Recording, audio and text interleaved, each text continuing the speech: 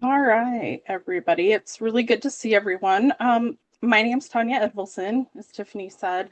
I'm a policy projects analyst for OHRPP and kind of spearheading things all BruinIRB at the moment. So when you send your BruinIRB Help desk tickets, you get me. So some of you, I recognize names from those, and it's really good to be here. So we just wanted to give you a little update about BruinIRB and where we've been, what's next for the system.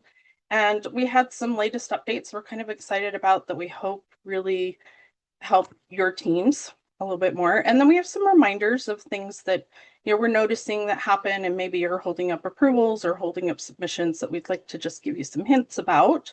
And then I'll just go ahead and share all of our resources and answer any questions. But if questions come up, you can send them through the chat and we'll watch for those as well. So with the BruinIRB timeline, we started our Reliance studies in July of 2022. And then in September 24th, we migrated almost, as many of the studies that weren't in a pending state to BruinIRB and started managing from there. And we only migrated certified exempt studies when they were requested. So a lot of people are seeing, my exempt studies didn't come over, and that's why. But in December 2024, we really pretty much locked things down to new submissions. We're only handling those pending submissions and still migrating some of those certified exempt studies that were coming across. And then on July 1st of this year, WebIRB officially retired. So it's been a good system for us. It was just to the point where it couldn't be maintained by the vendor, and we had to make some changes to keep moving forward. So I'll go through a little bit more about all of these in just a second. So WebIRB status. So as of July 1st, all research team members' accounts were deactivated, but the OHRP staff has access. So if you need, historical context or any documents from the system, we can help you out. And there will be no more studies migrated from BruinIRB unless there's just an extreme exception. And then IRB reviews and documentation will be stored. Eventually, WebIRB, the way we all knew it, will kind of fade out, but we will be storing all of the documentation for IRB reviews according to the University of California policies, UCLA policies, and federal regulations. So don't think they will just disappear and you'll never see them again. So you might be wondering, what are some of our recent changes? The three big ones that I want to share with you today is we've had to move to requiring most of our questions from the main study application, and one in the amendment submission. So I'll show that in a slide here in just a second. Change in labeling of the PI assurances and annual assurances, that was tripping people up and studies were getting closed unnecessarily. And updates to the financial interest questions in our workflow. So this is a little bit of a busy slide. Those of you will get it, you can look at it. But this is what we've done is we didn't add any new questions. All we did was add the requirement to get these questions answered. And it's a lot because we're asking the question, and if someone didn't answer yes or no, we weren't always sure, and that could cause problems with the review later on with our reviewers. So we're making these required. So if you go in to do this, if you have a pending submission right now for a new study, and you go to submit and you see this error here, it just means that you need to go in and answer these questions. Or there might be other errors too, but this is going to be kind of the first one that trips people up. We also did this in the amendments. So there's one question in the amendment form where if it's related to a PAR or not, so a post-approval report. And we are now requiring that to be answered yes or no. So you'll see the same kind of error if that is not fixed. The key takeaway here, though, is that now that these are required, we kind of went through this with the migration with WebIRB, where there were certain questions that couldn't automatically be transferred over. So we had to go in and do some updates on the initial studies. And so this will be similar to that. Unfortunately, it's going to, if you submit an amendment or these changes, where it impacts your initial submission application, then it will trigger you to answer these questions. So any new amendments coming up, that is going to ask you to go back and just update that part for us so that our records are accurate. So any questions that come up on that? I just kind of want to take a break between each one if there's questions, comments. Just keep watching the chat. The next one is maybe, I don't know how many of you have had problems with this, but we used to have what was called the PI or faculty sponsor assurances. And then we also had a PI or faculty sponsor annual assurances. The names are very, very similar. They're right next to each other on your activities list. And so we were getting a lot of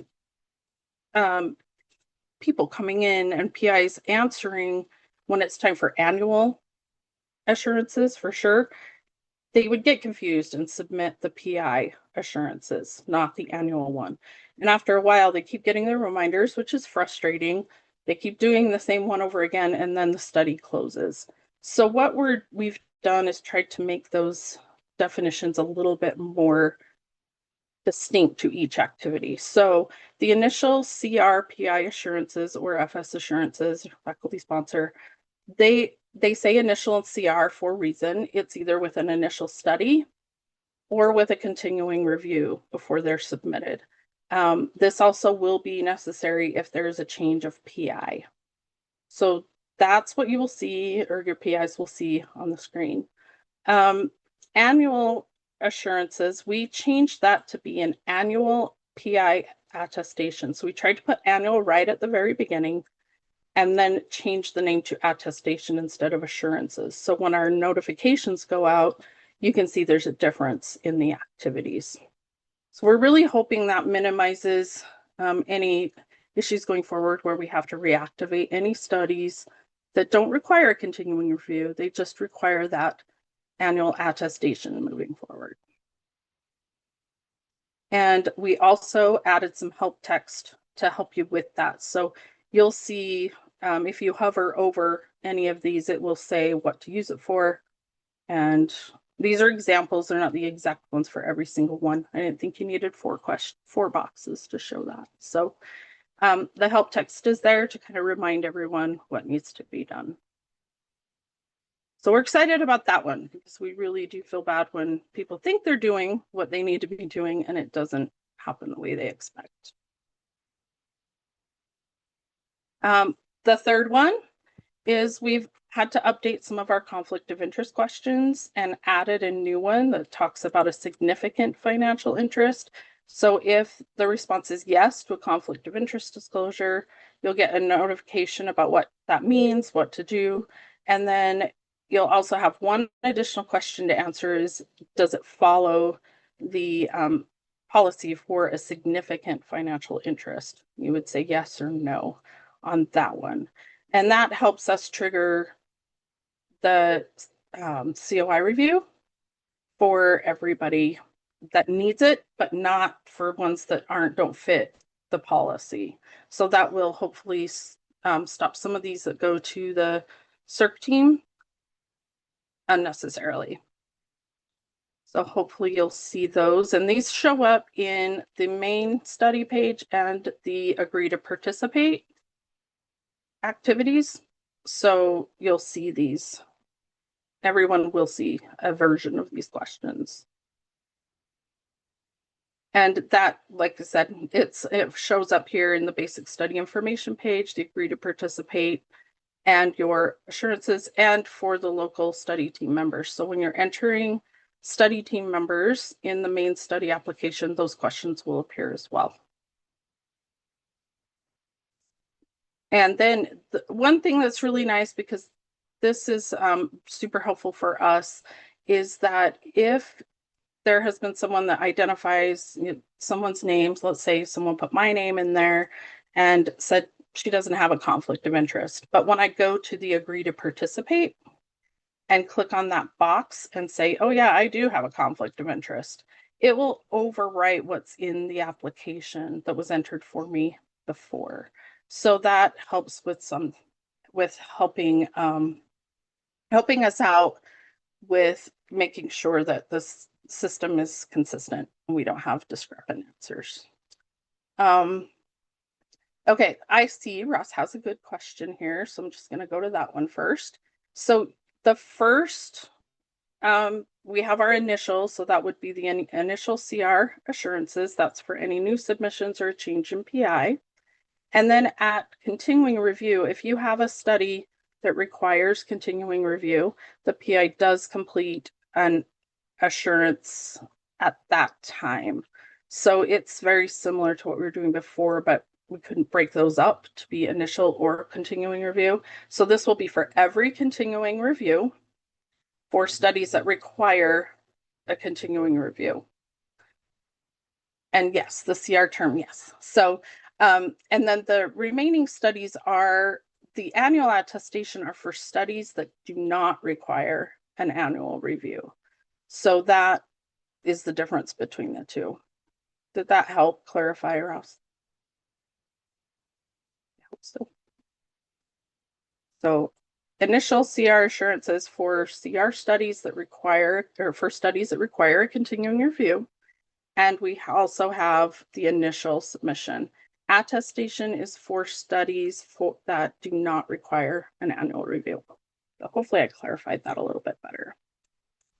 So we're only 13 minutes into this, but I promise you we are almost to the end. There's a lot of information today, but we're going to keep going. That was what we had for our updates. For reminders, we just have a couple of reminders about our agree to participate activity, our edit study personnel, city, and funding. I didn't get that on the list, unfortunately. So the agree to participate activity, we see this here when anybody's added to a study, they should see this in the main study workspace, unless there's a pending submission. So say you have a study that has been approved and you are going to add study teams by using the edit study personnel activity. If there is a pending follow-on submission while we're waiting for that agree to participate to be completed, then it will show up on the amendment application, not the main study form. So it's one of those things where you kind of have to look and see. Most people get an email saying you need to do the agree to participate activity when they're added as an edit through the edit study personnel activity. And then someone opens an amendment 5 minutes later. That activity will move over to the amendment workspace. So if you get lost looking for those or trying to find it, we really aren't trying to play whack-a-mole and confuse everyone. It just moves with the system so that when that agree to participate activity records correctly. So hopefully that will be helpful. The thing that we are noticing is that if there are any notices, so I'm going back to that edit study personnel thing again. If there are people that were added to the study through the edit study personnel, we have an amendment that comes in and that person has not completed the agree to participate, it will hold up any of our follow-on submission notices. So if we need modifications or if we need any, or even sending the approval notice. So this is our way to just make sure that we have that information regarding their agreement to participate and their conflict of interest information. And that's one way that we have to make sure that we get it done. So that has been a little bit confusing, but hopefully that clears that up a little bit for you. And then we have go to our edit study personnel. So this is completed by the PI, the faculty sponsor, and a PI proxy. So regular staff listed on the study cannot use this function, and it can't be used. So you cannot use this activity if you're updating staff or adding a study personnel that has a conflict of interest. We need the amendment submission in place of that, because that triggers a lot of other mechanisms downstream through the system. So just keep in mind that if you're adding study personnel, they need to be without the conflict of interest. Otherwise, we'll send it, you'll be notified that you need to do an amendment submission. And this is available on approved studies that don't have a pending follow-on submission, like an amendment or continuing review. It will be there if you have a PAR that's pending, but it would be available without any pending modification or continuing review. So just watch for lapsed and closed studies because you won't have it then either. So these are kind of the updates for that activity, and the added study personnel are required to complete that agree to participate. And I have a question from Rachel, and it has held up submissions before. It's sometimes a little bit unpredictable, and we're trying to identify the pattern. You shouldn't be able to submit something without having that agree to participate done, but we're noticing with amendments that has gone through, and so their other stopgap is any approval notices or pending modification notices.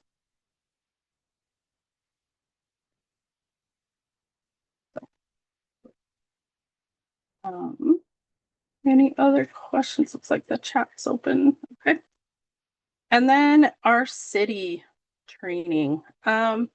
This one's just a reminder to be sure that study teams have their personnel all up to date with city training. So we have, this does block any submissions. So this has become a bigger issue when it comes to continuing review, where, maybe you didn't do any amendments through the year or some, it's just kind of a quiet study and you just haven't updated your staff. And at the last minute, you're trying to get that submission in. And there are 4 or 5 people in there that either aren't at UCLA anymore, they're not involved in the research anymore, or their studies, and they are still involved, but their training has expired. So we want to make sure that that is done before you start a continuing review. So it's a good idea and a good practice to just kind of look at your study staff up front before you do this continuing review, and use the edit study personnel activity to remove anyone that's no longer on the study because they just aren't working on the study or they have left UCLA. For those study team members, however, that are still working on the study, we need that city training done before we can allow the submission to go through. So it's just a good reminder to keep everybody up to date, so you don't get locked into possible lapses in continuing reviews.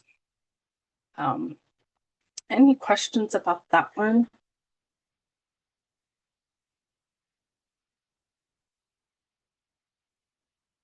Okay, so Sandra does have a question about the agree to participate email notification. Right now, we can't do an instantaneous notification. The way the system does this is it batches everything up at once and sends everything out to everyone. That's how it's configured right now. So unfortunately, we can't do it right at the same time, which would be wonderful.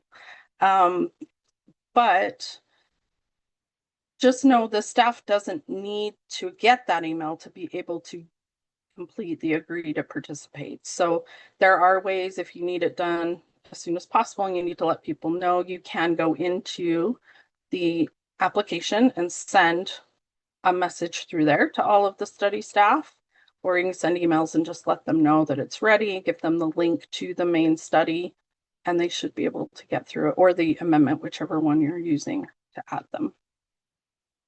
I hope that helped. And the fourth one is funding sources in the other category. So we have the ability to go in and enter a study funding source with pre-populated names. It gives us our categories, and these come directly from the UC systems that manage all of the finances. Or there's the other category, which we keep there to be flexible. What we're finding is that if you're not able to find it right off, I'm assuming this is what's happening, but because there's a big list of study sponsors, and when you go into the system to enter the name in, it only shows you maybe the first 5 or 6 that maybe match. We just want to make sure that you're using that other category very minimally, because typically what we found 36, 38 studies where other was identified as a fit, and then they entered federally funded. But we did have, it was just some variation of NIH or the Clinical and Translational Science Office. So we're really asking for some help to keep us up to date on that, because it does make a difference with our reporting. So when you're searching for funding sources, if you go into the system and you click on the ellipses, you'll come up with this page here. So it was these ellipses here. Where did it go? Oh, I lied. I had a picture.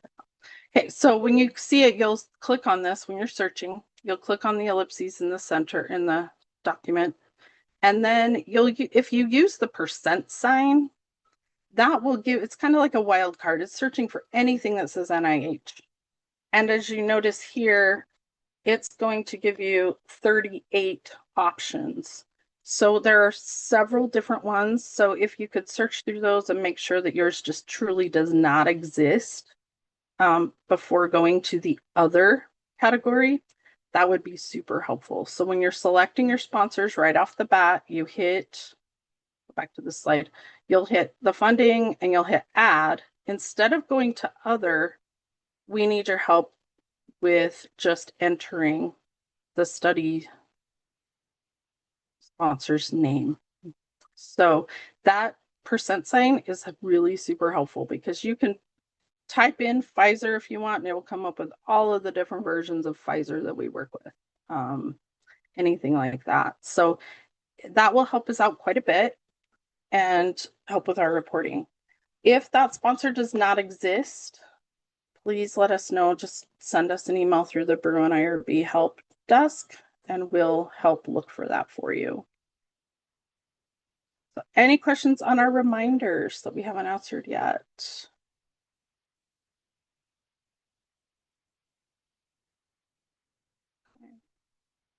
So we're to the point of now what? Now what are we doing? There's always room for improvement, and that's what we're working on. So we are going to be working on now our version 10 upgrade. So this is the latest version that this vendor supports, and we need to get moved to that one as soon as we can. So we're going to be working on that for the next little while. And because we won't have support for version 9, but it also helps us look at some of our customizations that we've done versus what's in the system already. We've done a lot of great customizations to make it work for UCLA, and we'll continue those if we need to. If the system is caught up with what we need, we can back off some of those customizations, which reduces the number of issues that we might have downstream afterwards. So we're just kind of looking at those current customizations, making sure that the system still works for UCLA, but maybe we can back off some of the development that's required and use that time for other things. So we have a couple of, we're still looking at exactly what all of these enhancements are, but the workflow for post-approval reports isn't ideal right now, and they have done a major overhaul on that. So we'll hopefully have a much better outcome and experience for you when you're submitting those. There'll be some dashboard changes and some flexibility on how your inbox looks when you log in. And, you know, we did only upgrade BruinIRB 415 days ago. So it does feel like, why are we doing this? But this is, you know, the big why. We need to do that to just maintain the integrity of the system, have the support we need, and truly make this as functional as we can without breaking things.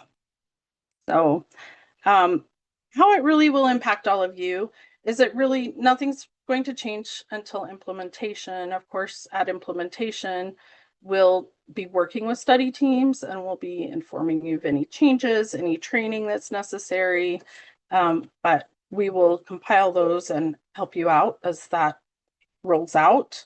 It's going to take us about 6 to 8 months. So this isn't something that will happen in the next week or month or so. So we've got some time to breathe, use the system when we have it, because at this point we cannot make any additional changes to BruinIRB until we have that next version. Of course, we can fix those emergencies where there's regulatory issues or just critical needs, but any enhancements or changes like I just discussed in the previous slides we can't make those until we get done with the version 10 implementation. So more to come on that, and we'll keep you all updated on that. And I just want to remind everybody of the resources that we have. So we try to keep up with our changes in the system and tip sheets and they're found in the BruinIRB resource library. Technical support, you can email us at the BruinIRB@research.ucla.edu. And one thing about, if you want to ask a specific question, it's not technical related, the system doesn't seem to be working for you, but you want to reach out and find out how the review is going for a study or provide more information. The best way to contact people is to go in and look at your submission, and then you'll see someone assigned as your IRB owner. That will be your point of contact. When you click on their name, it gives you their emails. So that's, probably the first place I would try if you've got a specific question about how the review is going for your study. But if you're not sure, you can also send an email to our general campus IRB or medical IRB, depending on which one works on your studies. And then Tiffany and her team, they do a great job putting together these videos for the YouTube channel. So they're available to you whenever you need to just either have a refresher or your colleagues couldn't make it today, they can get the information. And that is all I have for you guys. Is there anything in your mind about BruinIRB that you would love to know more about? We have plenty of time. And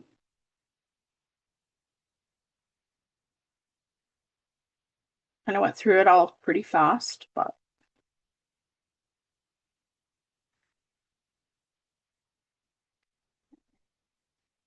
all right. Well, as Tiffany has put in the link, we do want to hear back from you about anything that's not working, is working, how the presentation went. And we really, really appreciate your time here with us today. So I can stay on for a while. If people have questions that they don't want to ask in front of everyone else, I'm fine with that. So have a good day, everyone.